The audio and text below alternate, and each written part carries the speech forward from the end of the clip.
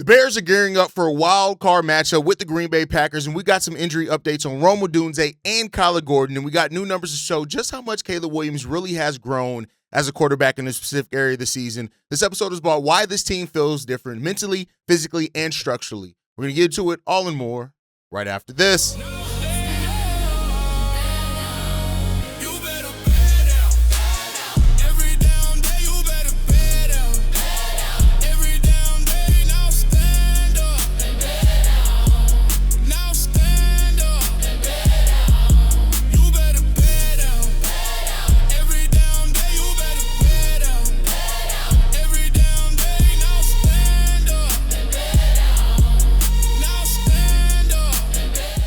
What's going on, Bears fans? Welcome to another episode of Chicago Bears Central, your number one spot for everything Chicago Bears related. I'm the host there, Haize, but more importantly, you guys can follow the channel at Chi Bears Central on every social media platform we happen to be on. With that said, let's go ahead and get into this content for today. Y'all want to start off with the injury report. We got some good injury updates yesterday. We also got some not so good ones, but Kyler Gordon was a limited participant in practice today. We did get the word yesterday that the Bears did officially open up his 21-day return window for him and Braxton Jones, and he got back on the football field in practice yesterday, and that's good. That's really good for the Chicago Bears team to come out there and to have Kyler Gordon back out there. But there was another update in that as well. Odunze actually was also a limited participant in practice as well, which could be a good sign for him to get back on the football field against the Green Bay Packers. I don't think the Bears are going to rush either player back, even with it being the playoffs. I do think they're going to take a measured approach in regards to it. But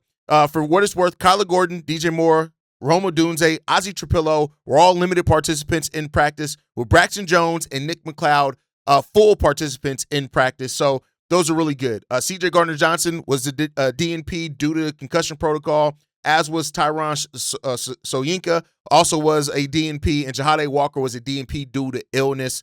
So we'll see what happens with that as far as him getting back on the football field. But the Bears are getting closer and closer to returning to as close as full health as they're going to get over the playoffs. We can get Odunze, we can get Kyler Gordon back for this team. That's going to add two important key weapons for this Bears team to kind of gear up and get ready for the playoffs. And for what it's worth, that's what the Bears' focus is right now. It's on the playoffs. It's on what this team can do in the postseason. Ben Johnson said, for example, that this Bears team is ready to play 5 more games. You know what that is? That means you're saying that you're ready for the Super Bowl. So we're going to see what's going to happen here with this Bears team. They have things and hurdles that are absolutely in front of them. But Ben Johnson saying this: we're mentally prepared to play 5 more weeks. That's on our intent. How do you do that? You go out there and win the first one. We're going to go all out for this game, and we'll worry about the future when the time comes.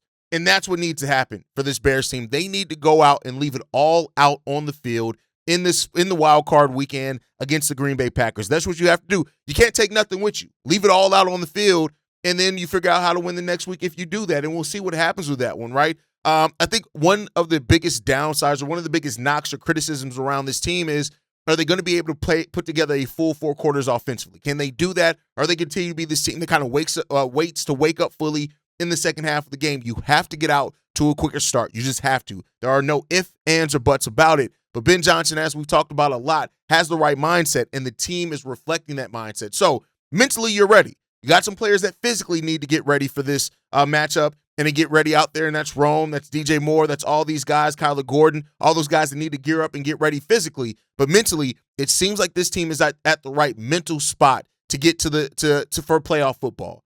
Now let's see if the play on the field is going to be at that level and ready, because say what you will, right? The Green Bay Packers may have not won a playoff game last year, but they've been to the playoffs a lot more than this Chicago Bears roster. And there is something to be said about the experience factor of understanding what playoff football is like, especially when you're going to be on the road like the Packers. So luckily the Bears will be at home because it's a different mentality that you need. But as I've said many times, this Bears team, they need that energy. They're going to need to be out there in Soldier Field. They're going to have to feel it. It's going to be a Chicago Bears playoff game, and it's going to have that feel. It's going to be cold. It's going to be hard. It's going to be stressful. But this team and Ben Johnson, according to him, this team is mentally ready. They're mentally prepared. How they prepare each and every week is going to be there. I get it. That like the 2 losses that the Bears had leading into this has left a lot of Bears fans not feeling the best, and you shouldn't. And yeah, but I think that means that there's a thought process that it matters to people, right? When you have that feeling of unsettledness, it matters to you. And so Now we just got to hope that it matters to these players and they can go out there. This defense has been trash, but everybody has been talking about it so much. Hopefully they can use that as motivation to come out here and to play as a team defense, get it together, and let's see what we're gonna be out there.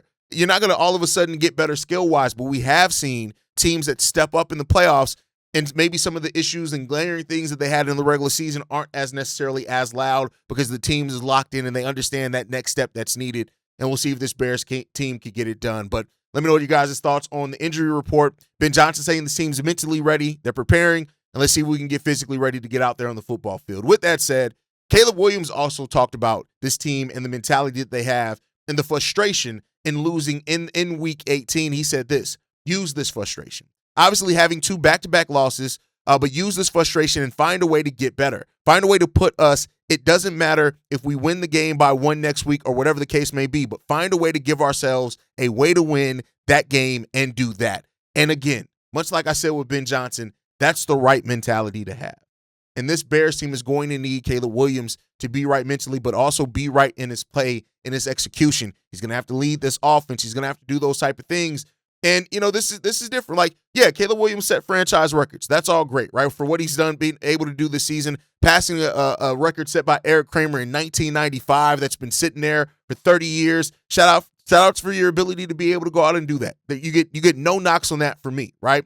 But the frustration, you need to feel that. I would be almost more concerned if we did not hear this team air that they are a little bit frustrated by the way things went in the last 2 weeks of the season. I would be more concerned about what this team and if they have the right mentality for the playoffs if they weren't frustrated by that. You should be frustrated. Yeah, you had 2 win streaks over the course of the season of 4 games or more.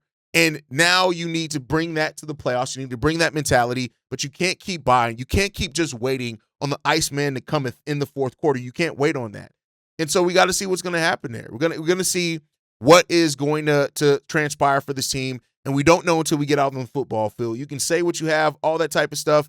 But, you know, Ben Johnson's done a good job of holding players accountable. Caleb, more than anyone. And Ben Johnson has said that. You know, he said this: the role of a head coach is not to be a cheerleader. It's to say it like it is. If something pops up and I feel like it needs to be said, then I say it. If I don't, then we keep it moving. I think we got a great group of guys. We got a prideful group. We earned this division title. We earned the number 2 seed in the NFC. Those are things we're certainly proud about. At the same time, you know, the season is not over.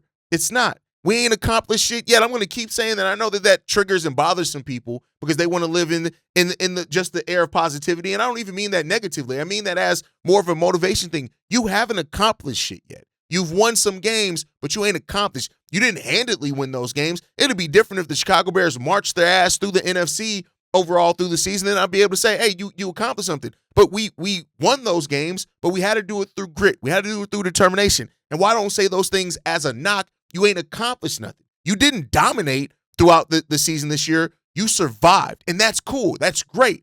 I'm not saying that as a knock, right? One thing I've said about this team is that we found a way to survive this season. Now, next season, let's build off of that and find a way to thrive, right? That's the place that you want to get into, but you have to learn how to survive before you can thrive. So I don't say that as a knock, but I'm just saying that to say you ain't really accomplished nothing yet. And I love that this team doesn't feel like it's a team that feels like, oh, we got the number 2 seed. We won the NFC North. We're on top of the world. This feels like a team that still has that chip on the shoulder that says, yeah, we won the NFC, but y'all didn't think we could, and we're going to prove to y'all that we can do even more than that. Now, channel that, use that correctly to put that out on the football field, and if you do that, some things are going to work out for you. But this team hasn't accomplished shit yet. It's won some football games, and that's great, but it ain't accomplished anything. And let's see, and I'm not even saying that necessarily this playoffs is going to be some huge accomplishment either, but I tell you what, it does show the proof of concept. It shows the proof of your direction. It shows the proof of your coaching staff. It shows the proof of your overhaul and maybe where you're headed by some of the things that have changed for this team this year. Now continue that path. Continue going down that, and let's see what it's going to be for this Bears team overall. But Caleb Williams has the right mindset. Ben Johnson has the right mindset. The team hopefully is also reflecting that right mindset between those 2 places. But I want to talk about some stuff on the field. Caleb Williams made quite a nice leap in the certain areas last year. Now, he barely missed out on the 4,000 yards. He was, 58 yards short of that. You know, it is what it is. He completed 333 of 568 attempts. That's a 58.1 completion percentage. He threw for 27 touchdowns. And throughout the 17 games of the regular season, he went from a QB rating of 43 his rookie year to 58, a QBR. Solid growth there, right? Like you love to see your players taking steps in the right direction, and that's what Caleb has done. I'm not saying that doesn't mean that Caleb Williams has some things that he still needs to absolutely go through and learn as a quarterback. He has to learn some things, absolutely. He's not a finished product yet. And that's why I did preach patience the moment that we drafted Caleb, and I told y'all, chill on the generational title, right? Chill on thinking that means that you're going to come in and day one look like that type of quarterback. You're going to have to learn. There are things that clearly Caleb Williams had to learn. He's had to grow through. But look at this also his QB rating. Not QBR is an ESPN stat, but the QB rating went from 87 to 90. He took more yards this year, 7 more touchdowns. He did have 1 more interception, but it is what it is. And unlike last year, it didn't feel like at times Caleb Williams was playing to try to keep that no interceptions thrown streak where he was. He was out there slinging, and that was good to see. But, one of the places that he grew the most is that he was sacked just 24 times, which was 22nd overall amongst quarterbacks. That's a different from last year when we were sacked 68 times. Now, of course, the offensive line and how we revamped that gets a lot of the credit and most of the credit for that, rightfully so. But hey, don't overlook what even Caleb has had to say. Caleb said this: I don't know how many sacks I've taken this year, but I've cut it down. I would say, and it's not me cutting it down. It's those guys cutting it down for me. They've been huge for me this year, my career so far this year. And it's great. Caleb Williams finished the season with a sack percentage of 3.78%.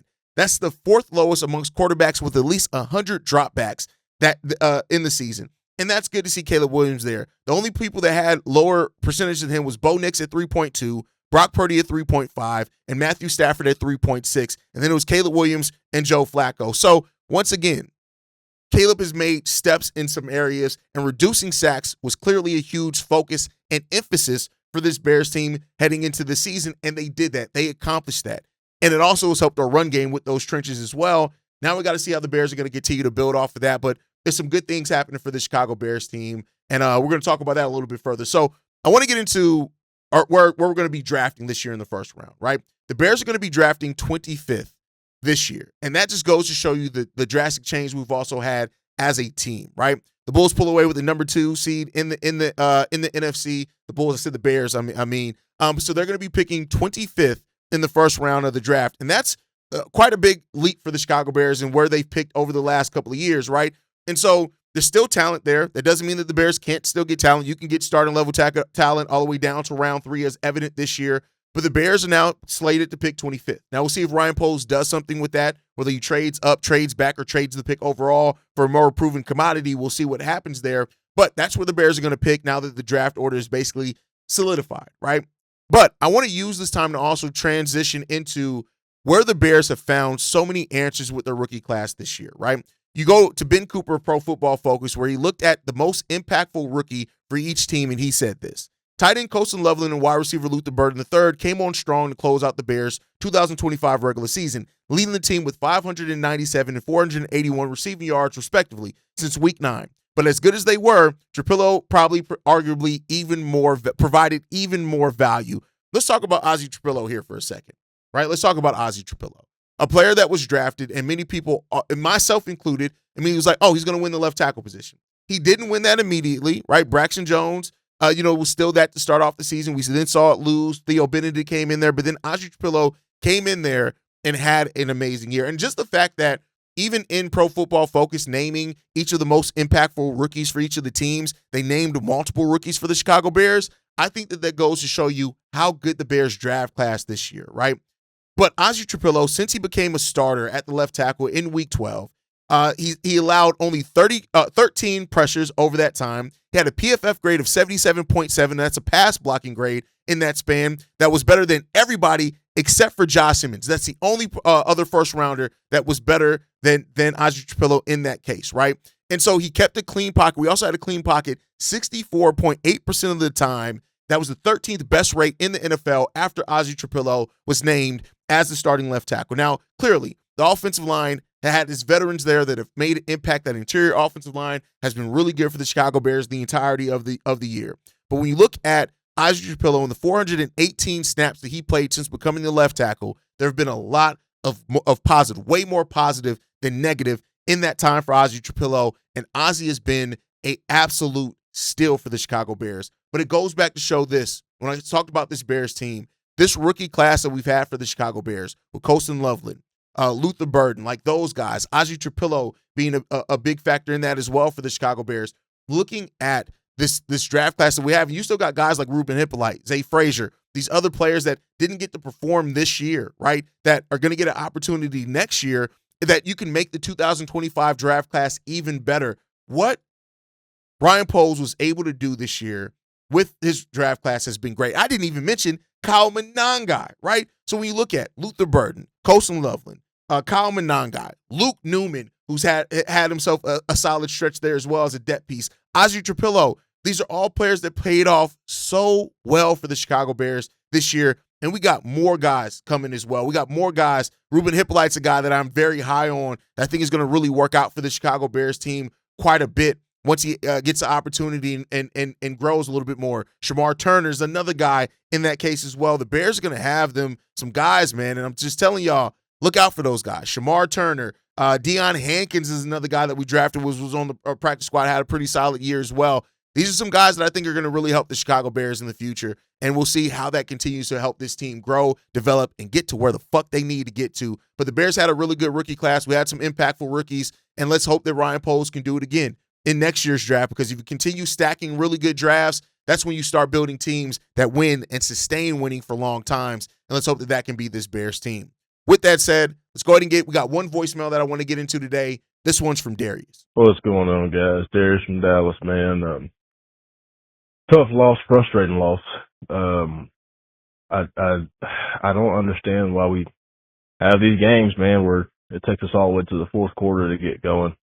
I feel like we're putting a little bit too much pressure on Caleb to be Iceman every week in order to win. I mean, you set high expectations for your franchise quarterback, and it's okay for him to be the reason why you win most of the time. But hell, every now and then, man, we got to get some help. I think that defensively, that defensive line, man, it's weak, if we're being honest. We have issues stopping the run. We generate little to no pressure on the quarterback.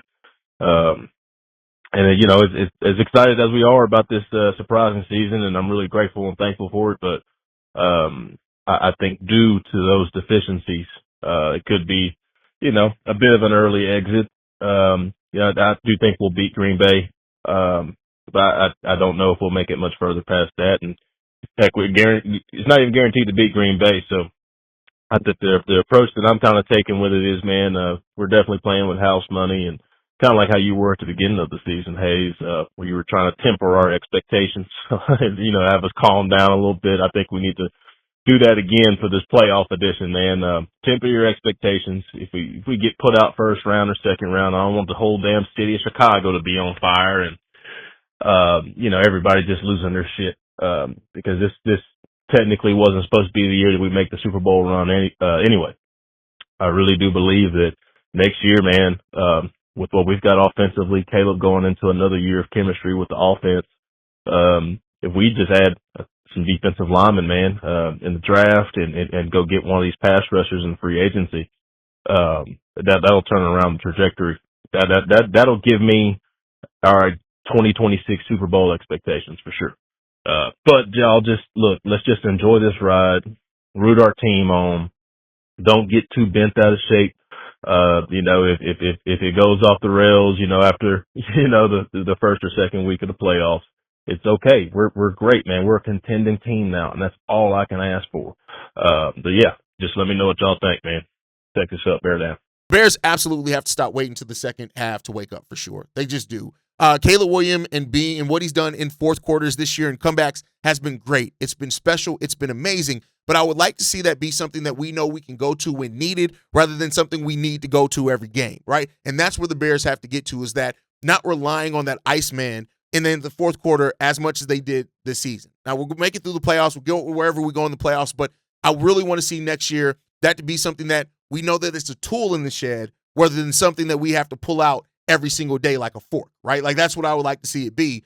But I agree with you as well on the defensive line. The defensive line has been a struggle all the entirety of the year. It's been loud, and the Bears need to revamp all of it. Like I said, I'm not mad. I don't expect them to send everybody off, but I'm not mad if they revamp and they change everyone except Austin Booker, who I think Austin Booker, with only being the second year and only playing partial of that, there's still a lot of upside that. I'm not saying that the Bears will completely send everybody away with that defensive line. I'm just not mad if they do, right?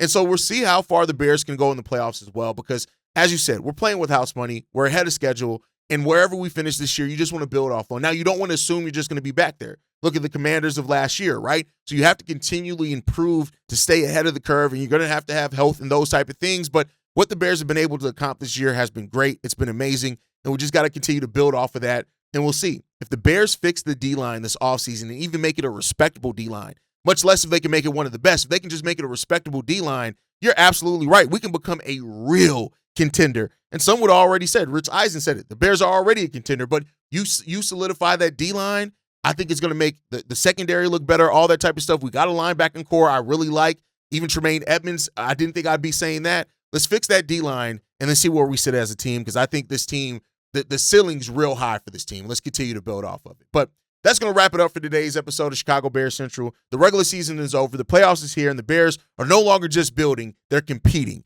and that's where we wanted to be with. If you enjoyed today's episode, make sure you guys hit that like button. Subscribe to the channel as well. You can follow us on every social media platform at Chi Bears Central. You can send us any feedback, questions, comments, concerns, chicagobearcentral@gmail.com. And lastly, if you want to leave a text message and or voicemail for the mailbag, the number to do so, 773-242-9336. We are the #1 spot for everything Chicago Bears related, but that's thanks to you, lovely and beautiful people. And like I like to end every episode on, Chi-Town up, Bear down. Love you guys. Peace, y'all. This has been a presentation of the Break Media.